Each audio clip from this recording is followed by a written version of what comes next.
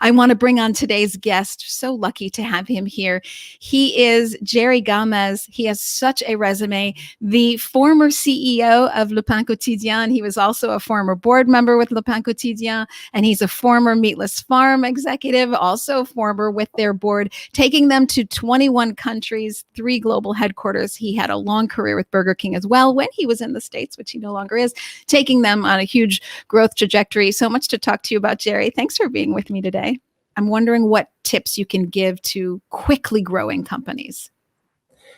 There's so much there, and we can definitely have an hour just around tips. But I think in my experience, and not only just seeing the business from the North American market or from the European market, I think, but taking a blended approach or a blended experience, I could say the one thing that's been fundamental for me, and even now as in a few projects that I'm working with, it comes down to having a very, very clear vision of what the company will be and will not be. I think oftentimes what is notoriously consistent is that there will be a moment when any entrepreneur will feel that pressure of whether they can go or they're not going to go.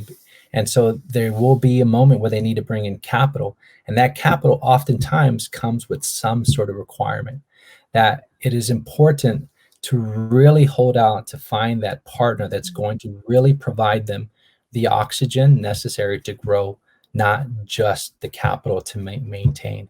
And I think that is probably one of the biggest opportunities, and I would say suggestions, finding that right partner that really has your best interest and the company's best interest.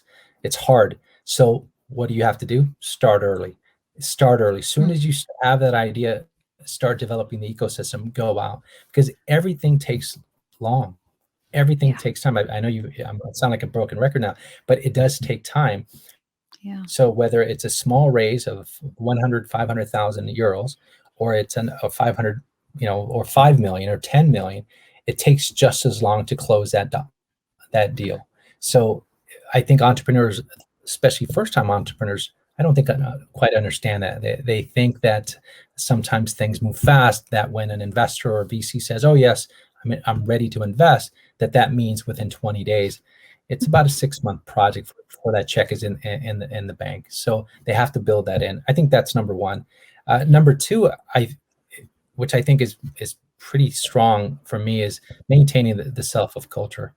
They have to understand what their culture is, but not just in broad terms, Elizabeth. Identifying the behaviors that they will not accept and the behaviors that they will accept in the company. I think those are two big things. There's a list and we can go through it, but if I had to say, if there's 2 areas for entrepreneurs, start identifying the ecosystem and the partners that are going to really back you and that will give you the oxygen to really grow and bring your vision to life.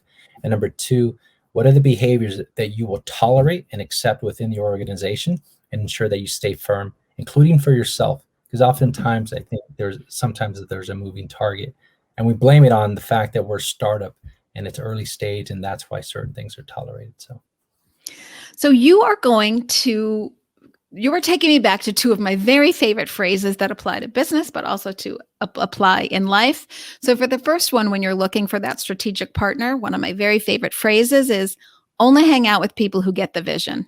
So life is short. We don't have a lot of time. If you're with an investor who doesn't get the vision, and that's the vision for your entire plan, not just the making money part, but the whole thing, you got to move on to the next investor, as hard as that might be, because you only want to hang out with people who get the vision. And the next is know who you are and be great at it. So you got to really know your company culture. And that comes down to the founder and what they believe, but that you want to infiltrate that within the entire company. Because when you see the kind of growth patterns we're seeing now, and the companies are growing so quickly, you can easily lose that company culture. It's like fairy dust. It'll just blow away if you're not really sure upfront and early who you are and what you stand for. And these kind of brand decks, I do a lot of them for my clients, really important, because they're all running around so quickly that they often have to come back to the brand deck and they're like, oh yeah, that's right. Oh, that's right. Okay, that's what we believe, because it's overwhelming, the rate and pace at which change is coming. And if you don't hold on to your company culture, it gets washed away. Very hard to get it back. And then you find that, I don't want to say you're nothing special in the marketplace, but the sparkle isn't there. It is.